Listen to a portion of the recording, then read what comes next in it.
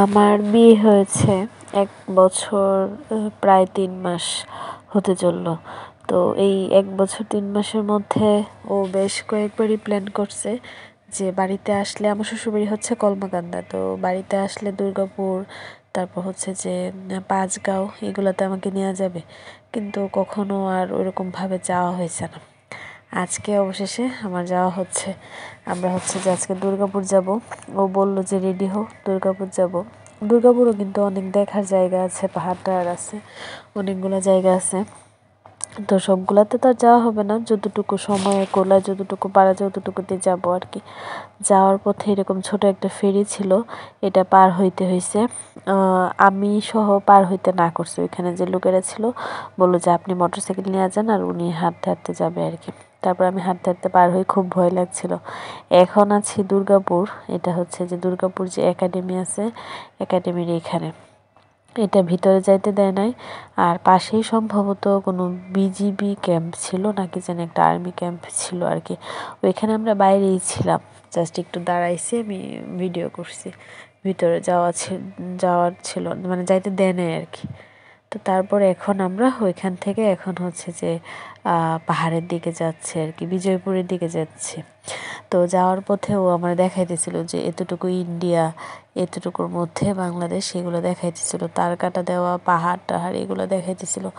আর এখন এই যে এই সেতুটা পার হইতেছি, এই সেতুর যে মানে যে জলের উপর সেতুটা নির্মিত, জলটা দেখেন কি সুন্দর আর কি স্বচ্ছ জল, আর প্রকৃতি এত সুন্দর, মানে আমি ভিডিওতে কিন্তু কিছুই ক্যাপচার করতে পারি নাই। এই সেতুটা দিয়ে যখন পার হইতেছিলাম, এই জল দেখার পরে আমার এত ভালো লাগতেছিল, আর একটা অন্যরকম অনুভূতি হচ্ছিল, মানে অনেক অনেক অনেক একটা, মানে জানি না কেমন একটা জানি ভালো লাগতেছিল যে এত সুন্দর জল, আর রোদের আলোতে জল মনে হয় যে আরো আরো স্বচ্ছ লাগতেছিল। ও তো বলতেছিল যে এই জলে যদি স্নান করা যায় অনেক ভালো লাগবে, আর এই জল খাওয়াও যাবে। যাই হোক, আমরা আসছি এখন সাদামাটির পাহাড়ে। এইখানে হচ্ছে গাড়ি রাখার ব্যবস্থা আছে, ওইখানে হচ্ছে যে গাড়ি রাখছে, মানে মোটরসাইকেল আর কি। রাখার পর আমরা এই যে এখন পাহাড়ে উঠতেছি। তো পাহাড়ে ওঠার পরই এখানে হচ্ছে যে আমি একটা ফুল দেখি, পরে ওরে বললাম যে আমি এই ফুলটা তুলবো আর আমাকে একটু ভিডিও করে দাও। তারপর হচ্ছে যে ও আমাকে একটু ভিডিও করে দেয়। আর আমার কাছে মনে হইতেছিল যে যদি ক্যাশ পরে যেতে পারতাম তাহলে অনেক ভালো হইতো, কারণ হচ্ছে আমার অনেক কষ্ট হয়েছে এই জুতা পরে উঠতে নামতে, অনেক কষ্ট হয়েছে আর কি। এখন তো মাত্র আমরা শুরু করলাম পাহাড়ের দিকে উপরে ওঠা, এরপরে তো আর ভিডিওই করি নাই আমরা, মানে কারণ হচ্ছে যে ভিডিও করতে গেলে দেখা যায় যে মানে আরও সমস্যা হয় আর কি পাহাড়ের উপরে উঠতে গেলে। তো এর জন্য পরে আর ভিডিওই করি নাই। এখন ঠিক আছে, এখন এগুলোতে উঠতে খুবই সহজে লাগতেছে, তাও একটু একটু আমি অসুবিধা লাগতেছিল, কিন্তু পরেরগুলোর কথা বলতেছি আর কি, ওইগুলোতে আমি ভিডিওই করি না। তো ওরে তখন বলতেছিলাম যে তুমি কি পুরাটাই ভিডিও করবো, আমি যে উঠতেছি একদম উপর পর্যন্ত? ওরা বলতেছে যে হ্যাঁ করতে থাকি, পরে তো একবার এনার্জি থাকবে না, আর পরের গুলো অনেক ডেঞ্জারাস থাকবে, তো পরে করা হবে না। এর জন্য ও আর কি এখন আমাকে ভিডিও করে দিতেছে। আর দেখলাম যে অনেক মানুষ, অনেক মানে ঈদ পারপাসে তো অনেক ছুটিতে আসছে, এগুলো সব ঈদের ঘোরাঘুরি হইতেছে। ও বলতেছে যে শীতকালে নাকি আরো অনেক বেশি মানুষ হয়। আমার আমার মানে আমার অনেক ভালো লাগতেছিল, বলার মতো না। আমি হচ্ছে যে আমি কখনোই যে এইখানে এই সাদামাটির পাহাড়ে আমার কখনোই যাওয়া হয়েছে না, আজকেই প্রথম গেছি। এত সুন্দর, আর প্রকৃতি যে কত সুন্দর, নিজের চোখে না দেখলে ক্যাপচার করা কখনোই সম্ভব না প্রকৃতির সৌন্দর্য। যাই হোক, তো এখন ওইখান থেকে ও আমাকে দেখাইতেছিল আর কি, ইন্ডিয়ার যে তার কাটাটা আছে এটা আমাকে দেখাইতেছিল। আমার ফোন তো এত ভালো না, যার কারণে হচ্ছে যে আমি ওইগুলো এত ক্যাপচার করতে পারি না। জুম করছি, জুম করলেও বোঝা গেছে না, ও আমারে দেখাইতেছিল।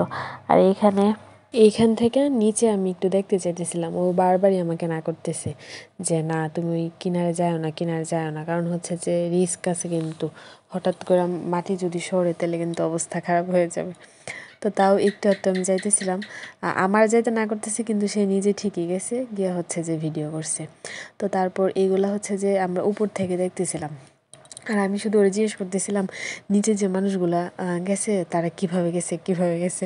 ও না কোনো উত্তর দিতেছিল না। ও বলতেছে আচ্ছা চলো যাই, ওই পাশে যাই, যাওয়া যাবে, উপর থেকে নিচে যাওয়া যাবে।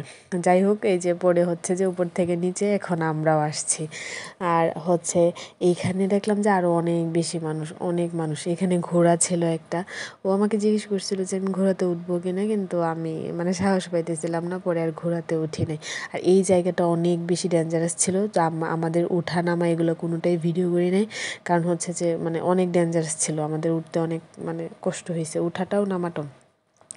এখন এই যে আমরা যে অরিজিনাল যে সাদামাটির পাহাড় যে জায়গাটাকে বলা হয় এইটাতে আসছি, যে একদম সাদা মানে সাদার এত সুন্দর, মানে একদম প্রাকৃতিক ন্যাচারাল সৌন্দর্য যাকে বলে, এইখানে কৃত্রিম কিছুই নেই।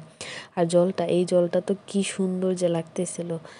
ও আমাকে বারবারই এটা সেটা, এখান থেকে এটা মিলিত হয়েছে, এটা আগে এরকম ছিল, এগুলো ও আমাকে বারবার বলতেছিল। আর হচ্ছে তখন আমি একটু লাইভ করতে চাইছিলাম, কিন্তু দেখি যে এত পরিমাণে রোদ ছিল, আমি যে ভিডিও করছি আমি জাস্ট আমার আন্দাজের উপরে মানে ভিডিও করছি, আমি কোনো কিছুই মানে চোখে মানে ভিডিও করার সময় আমি ফোনে কিছুই দেখতে পারতেছিলাম না, আমার ফুল ব্রাইটনেস দেওয়া ছিল, তা সত্ত্বেও আমি কিছু দেখতে পারতেছিলাম না।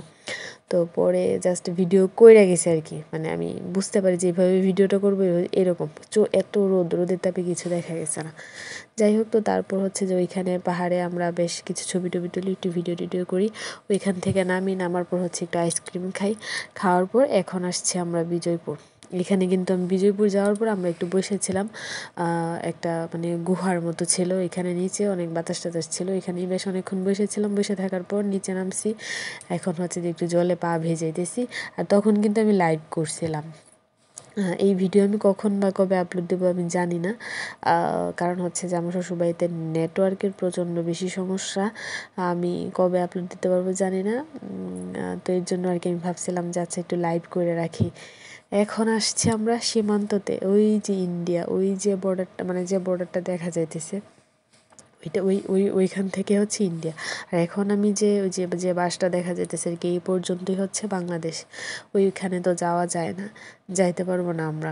আমার অনেক ইচ্ছা হইতেছিল যে একটু যাই, গেলে কি হবে, মনে মনে আর কি এগুলো ভাবতেছিলাম, কিন্তু এটা তো আর করা যাবে না, আমাদেরকে যাইতেও দিবে না। তো পরে এখন ওইদিকেও তো একটা পাহাড় আছে, মানে ওই বিজয়পুরের এইখানে। তো দুর্গাপুরের কে কে আছেন কমেন্ট করে জানাবেন। আর আমি যে লাইভ করছিলাম এই বিজয়পুর যাওয়ার পর ওইখানে বসে ওই লাইভে কে কে ছিলেন কমেন্ট করে জানাবেন। যাই হোক, ওইখানে যে পাহাড় আছে এখন হচ্ছে যে আমরা ওইটাতে যেতেছি, ওইখানেও নাকি একটা ওয়াচ টাওয়ার আছে। তো পরে এইখানে আমার যাওয়ার ইচ্ছা ছিল না, কারণ আমার পাটা ব্যথা করতেছিল আর খারাপ লাগতেছিল, পা মনে হইতেছিল যে আর চলতেছে না। পরে ওরা বলছিলাম থাক, এখানে যাওয়ার দরকার নাই। পরে ও বলতেছে মন চাইতেছে, পরে আমি বলছি হ্যাঁ মন তো চাইতেছে, কিন্তু পা চাইতেছে না, পা চলতেছে না। পরে ও বলতেছে যে আচ্ছা ঠিক আছে, মন যদি চাই তাইলেই চলো, মনের জোরেই সব পারবা। তো পরে এই যে মনের জোরেই গেলাম। আর রোদ তো ছিলই, এত গরম লাগছে, দুইটা মানুষই এত ঘামছি, কিন্তু অনেক ভালো লাগছে। ওর সাথে আমার সমুদ্র দেখা হয়ে গেছে, ওর সাথে এখন আমি পাহাড়ও দেখলাম। দেখার পর অনেকক্ষণ আমরা আরও ঘোরাঘুরি করি, পরে আর ভিডিও টিডিও করি নাই। এখন হচ্ছে যে আমরা খাইতে আসছি, এখন আমরা আছি দুর্গাপুরে, দুর্গাপুর থেকে খাওয়া দাওয়া করব। এখানে হচ্ছে যে আমরা ভর্তা নিছি, আর হচ্ছে যে পুঁই শাক দেওয়া মাছের মাথার একটা ঘাটা এইটা নিছি, আর পরে নিছিলাম এই টমেটো দেওয়া গুলশা মাছ ভুনার টাইপ। খাওয়া দাওয়া করে তারপর আমরা বাড়িতে আইসা পড়ি।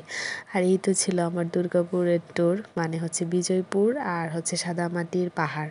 আমার অনেক ভালো লাগছে। আর এই ব্লগটা আপনাদের কেমন লাগছে কমেন্ট করে জানাবেন। আর এইখানের খাবারগুলো অনেক মজা ছিল, স্পেশালি ভর্তা।